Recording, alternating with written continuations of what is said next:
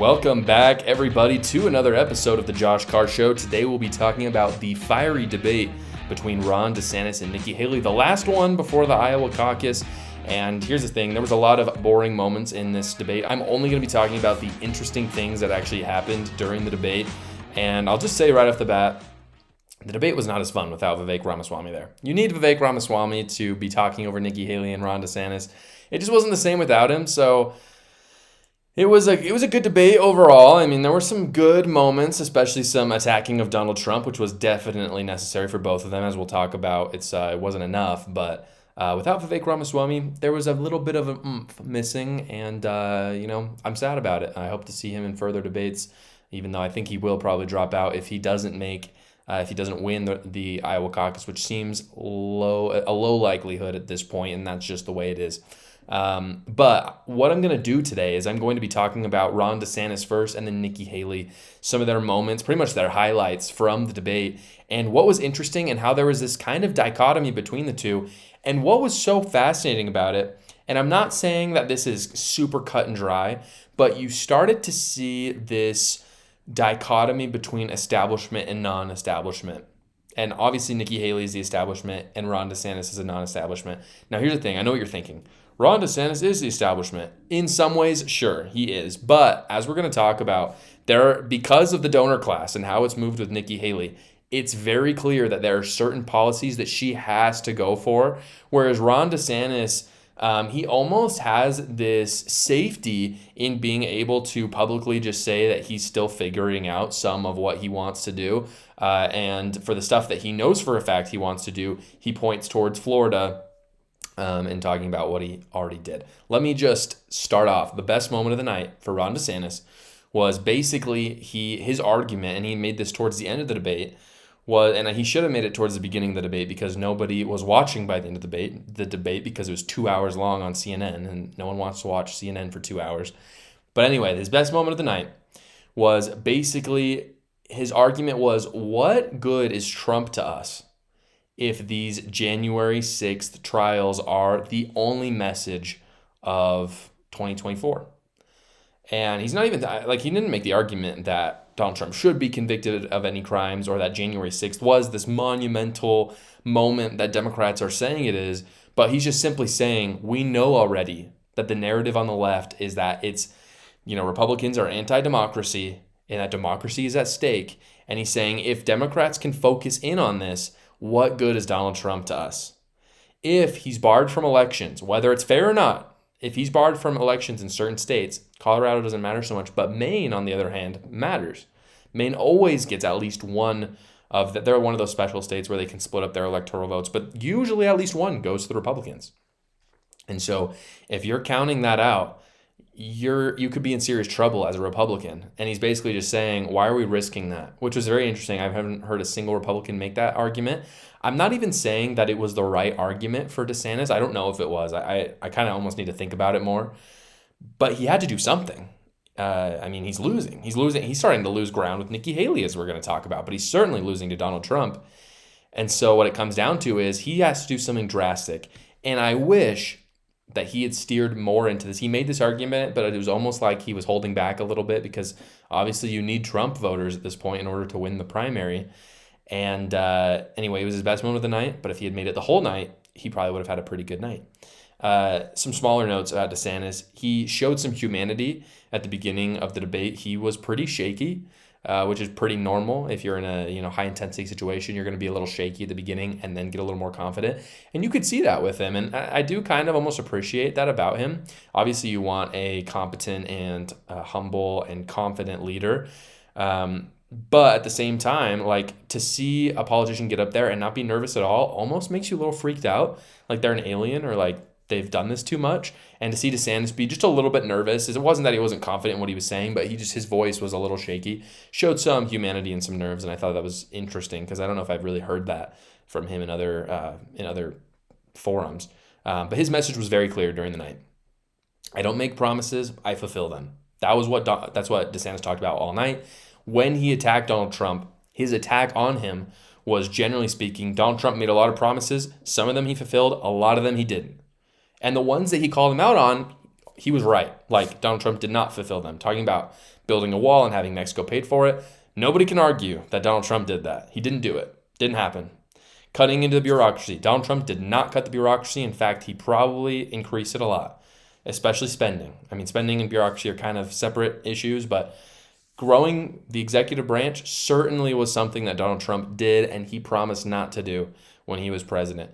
DeSantis basically called for everybody. He just said, he's like, every promise that I made in my gubernatorial race, I fulfilled. And that's honestly I think that's a good message. The only problem is he's been making this message for a long time now, and it's not working. Like, to me, logically, that really resonates with me. I really like Ron DeSantis for that reason. Because even though I love people like Vivek Ramaswamy, I don't mind Donald Trump on a policy level. When it comes down to it, of all of the candidates who can look you in the eyes and say, everything I promised, I can deliver on, Ron DeSantis has the highest credibility, hands down. Even if you have a Vivek Ramaswamy saying things that maybe you even like a little bit more than Ron DeSantis, you still run that risk of not really knowing how it's going to shake out. He's never been in an executive position in the government. Ron DeSantis has. So I think that is a smart argument. Again, I don't think it's resonating with voters as well as maybe me. But, certainly couldn't hurt him. DeSantis also kept saying that this is kind of one of his weaker moments of the night. He kept on saying that Haley was caving. Like, he kind of had this quip that he was going for over and over again, saying that Nikki Haley just caved left and right when pressure was put on her. He failed to give us examples of that. And I don't even doubt that. But people like Vivek Ramaswamy, on the other hand, this is why I missed him in this debate. He would literally just call her out for it. Like, he would talk about how, oh, by the way, Nikki Haley, you support Ukraine because you're making all this money from the military-industrial complex. Like, Ron DeSantis didn't have the brass to say that. Vivek Ramaswamy did. That's why I love him. And it was missing from that debate. You can't just say people suck at something without saying why or pointing to their history, especially when they've already been an elected official. Like, that's your ammunition, right? To look at their history and call them out for it, because government is hard. It's really hard. And at the end of the day, no one's going to be perfect. So you might as well shove in their face all the things that they've done wrong. And DeSantis didn't really do that. He wasn't very specific about it. Here was the most interesting thing that he said of the night, just about his personal policy. And I have a feeling a lot of people who, I talk about this a lot on my podcast about immigration. I think a lot of people find this very interesting. He talked about how Mexico will be paying for the wall. Like, he's going to fulfill that promise, but he actually got into specifics on how it's going to be done. And I have a few questions, but I really tend to lean towards liking this policy. Essentially what he said was that Mexicans are going to be paying remittances on coming here. And that's how Mexico, more like Mexican citizens, are going to be paying for the wall. So in other words, you have a farm in California.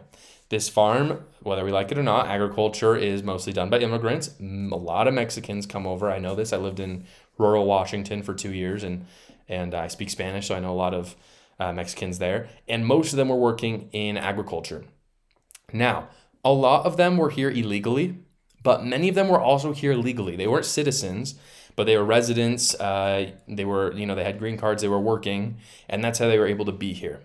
And so what Ron DeSantis is basically saying is, those people who want to come here because we pay much better, what they do is they usually send money back to Mexico. And what he is saying is, all the money that they make here, they're going to have to pay almost a bit of a tax. They're already paying, certain taxes, but they're going to have to pay an extra tax for being here, and all that money is going to go towards the border wall. I think this is really smart, partly because Mexico has a great incentive to allow illegal immigrants to come through. This will really cut down on their incentive to come through. My questions about this is I am curious just what that remittance will look like. And obviously you have to find some sort of balance where it's not too much of a tax, where people start being incentivized to go to other countries, because at the end of the day, we do kind of need immigrants for our agriculture. You could make an argument that Americans will fulfill that more, but as of now, Americans tend to be a lot lazier and they don't want to do that kind of work, if we're being honest with ourselves. And so, again, you just have to be careful that you're able to build that border wall, but you're not discouraging cheap labor from coming in. And at the end of the day, that's what it is. And I'm not saying it because I like it, but that is how it is. And that's why you see Democrats that are trying to get people to come over illegally, because it is cheap labor for the United States. And I'm not calling for that. I'm calling for legal labor to come across. But again, if you're going to have legal labor, they should pay remittance to the wall. And I'm just curious what that amount would be so we don't discourage people from being able to come over legally. With that, I want to talk, excuse me, really quick, before I get to our first sponsor of the podcast, I do want to talk about a really good moment that DeSantis had as well, where he was talking about how corporate Republicans would have caved to Disney, because Nikki Haley essentially started going off on him, and there was a question asked to him about how he's handled Disney. And the angle that a lot of Republicans against DeSantis have taken is, wow, like you're so anti-capitalism, because obviously Disney is a company. It's a U.S. company. And they're trying to make it sound like DeSantis is, anti-capital. But he had a really good rebuttal to that, which is just simply that all corporate Republicans like Nikki Haley or Chris Christie would have caved to Disney. And that is so true. Like, that's true.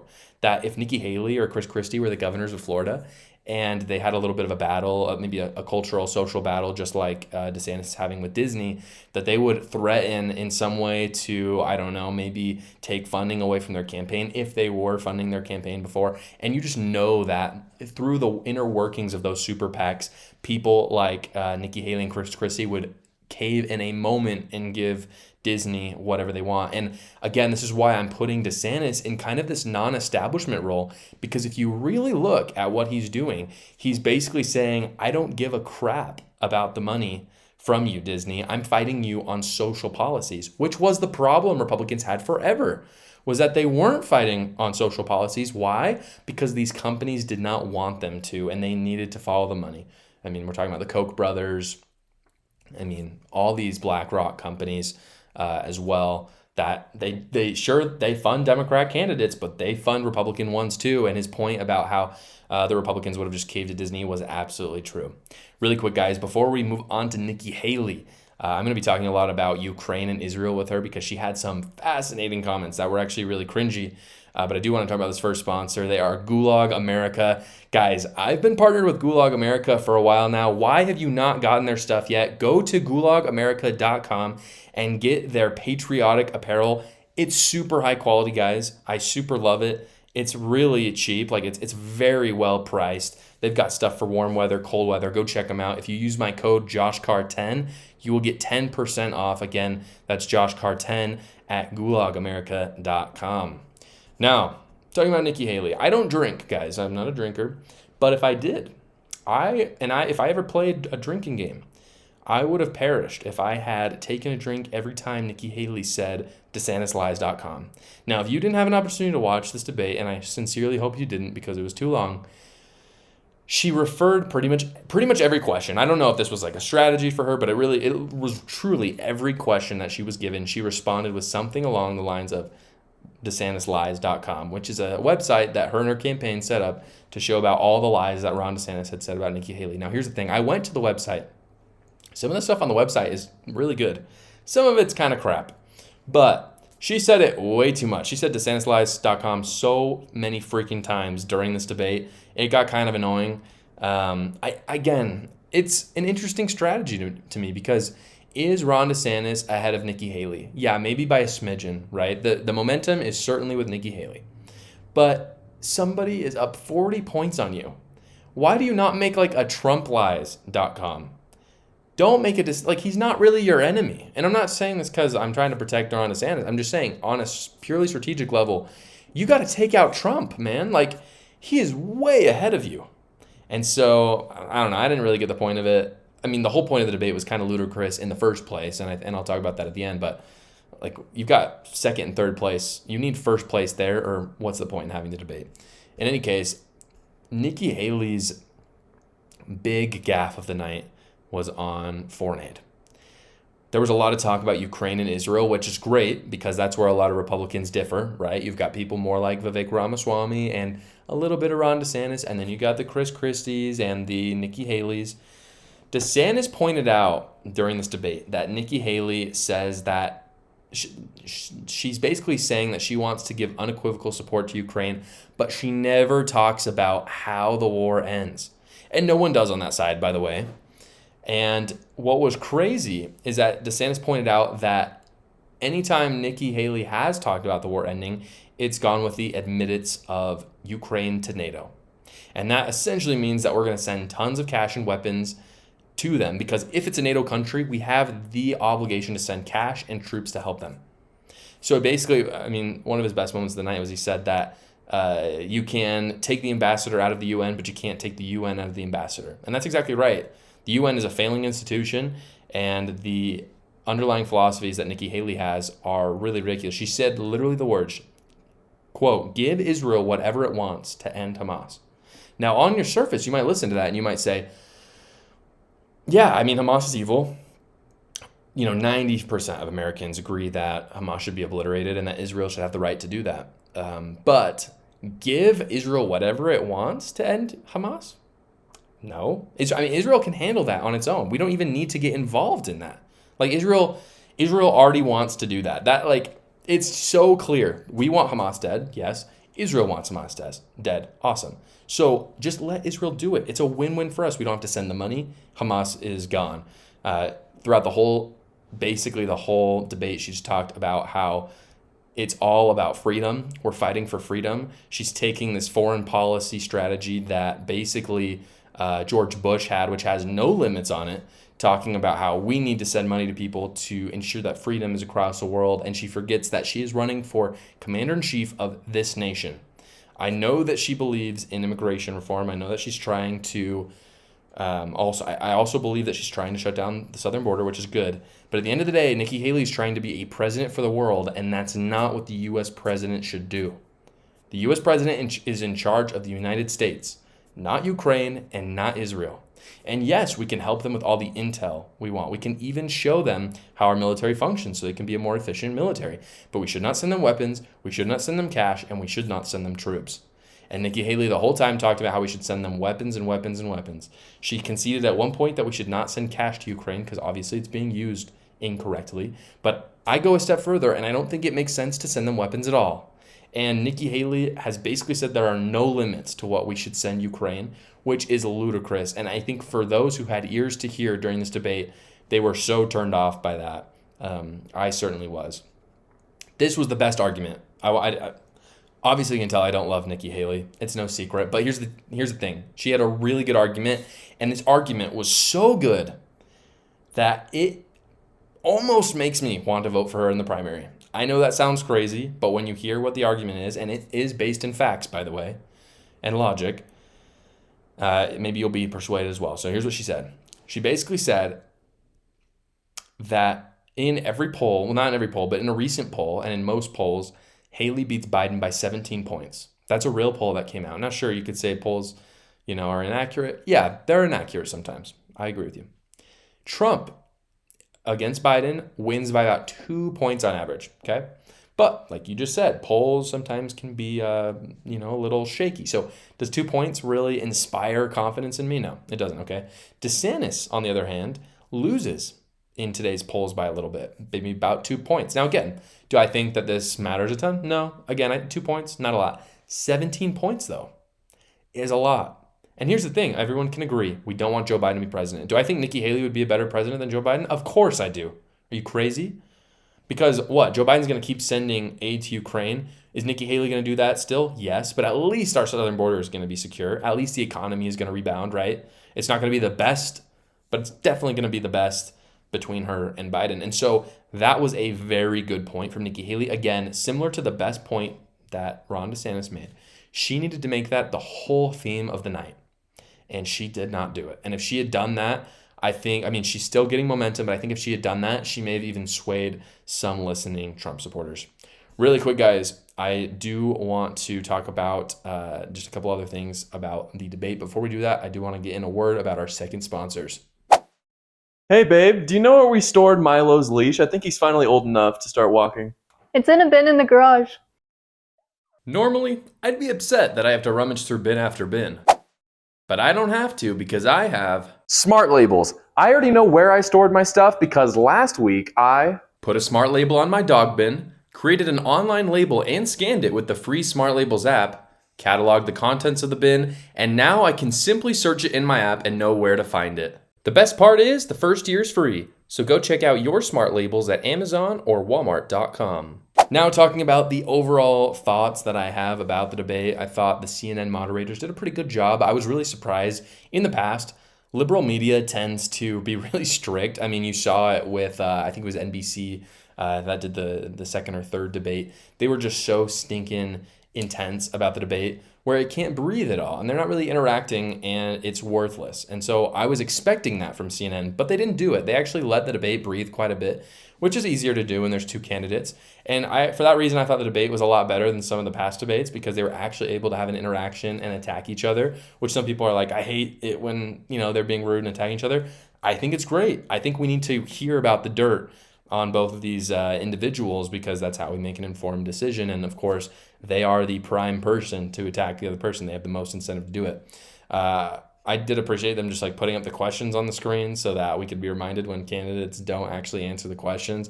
And overall, I just thought the debate was moderated well. Again, we needed Trump to be there. My overall thoughts are the debate is useless if Donald Trump doesn't have to be up on the stage defending his views and some of the, frankly, very non-conservative things that he said on transgender individuals as well as abortion recently. And this was pointed out by DeSantis and Nikki Haley, but it doesn't really matter. They need to actually talk to him. It's not a matter of them just calling him out, unless that call out is much stronger, but it wasn't very strong. I can only assume that they both have some sort of intel or some, they have to have some sort of reason that they believe they're going to win the Iowa caucus because they're just not being drastic enough. They're playing the same game they've played the whole time and they're losing. And so I have to think that they know something we don't, or someone's lying to them. I'm guessing someone's lying to them. Usually when you're in a position of power, people try to make you like them. And that's one of the sad realities of politics is a lot of our politicians are in the dark because people are too afraid to actually tell them the truth. I think that is the case for Ron DeSantis and Nikki Haley. It's certainly the case for Donald Trump as well, but I believe he's actually winning. Overall, the winner of the debate was probably Nikki Haley. And DeSantis, for me, I thought his arguments were much better, but it's very clear to see with the momentum she has that people resonated with her arguments more. She was pretty tenacious up on the stage. And, there is some, again, like I said, there's some momentum. Iowa is not a done deal. She could win it. New Hampshire, she could certainly win. It's unlikely. I think Donald Trump will still win, but I think it is much different today than it was just a month ago. And that is a very interesting dynamic and a very interesting change going into the Iowa caucus, which will be on Monday. As always, guys, that is the end of my podcast, but thank you so much for watching. I started this podcast about a year ago, if you can imagine it. So I just appreciate everybody's support, as well as please subscribe down below if you haven't already, if you got a little bit of entertainment or value out of this show. See you next time.